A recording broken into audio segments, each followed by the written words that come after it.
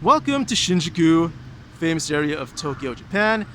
Over there you can see the west side where all the skyscrapers are, and you can also see the train tracks that divide the east and west sides. Right now I'm standing on the east side because I'm going to take you on a quick tour of Kabukicho, the famous red light district in Shinjuku. Now, right now it's about 6 a.m. You're not going to see a lot of people here, especially during the pandemic. A lot of people are staying inside and a lot of the bars are closed down right now. But on a typical day at this time, you would see a lot of people going home after a long night of drinking.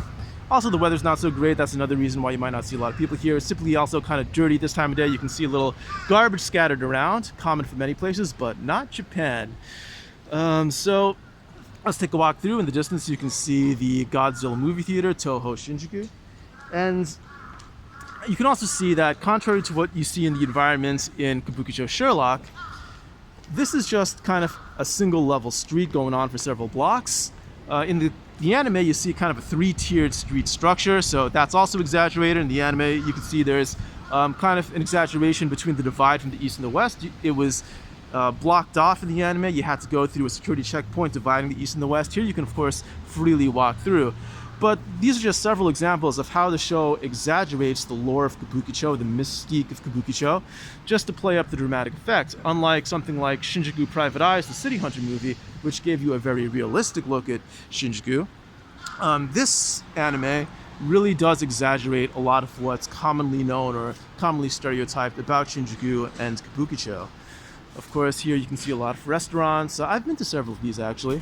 A lot of bars, there's prostitution, there's Yakuza here.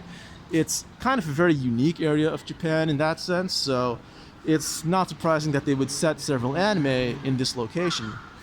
Now, let's talk about, the simuldub. I have not seen it. I have heard that Kabukicho Case Files number 221, or whatever it's called, don't know exactly where they got that title from, but whatever.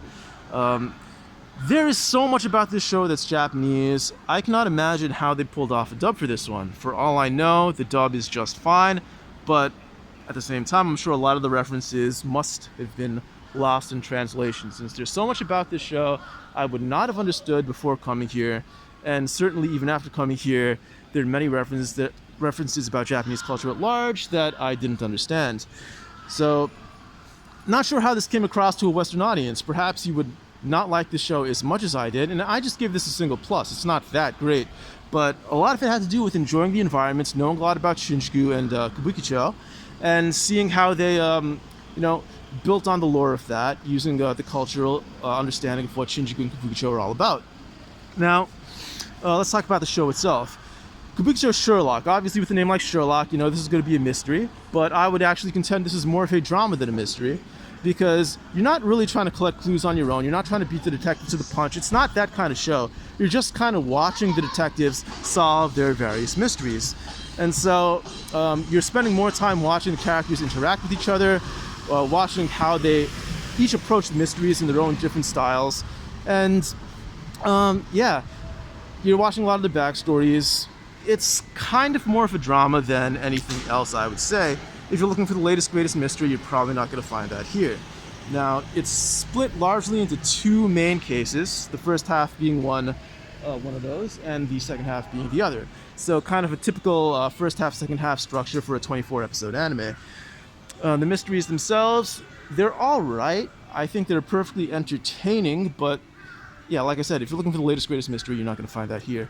So overall, kind of an interesting show just for the environment, for the characters, but not so much for the mystery. Now over here, you're going to see the robot restaurant, which is closed down right now because of the pandemic, which is perfectly fine since the robot restaurant is a fucking ripoff. Anyway, that's basically all I have to say for now. If you like videos like this where I just walk around different parts of Japan and talk about them, I did one about Akihabara several months back.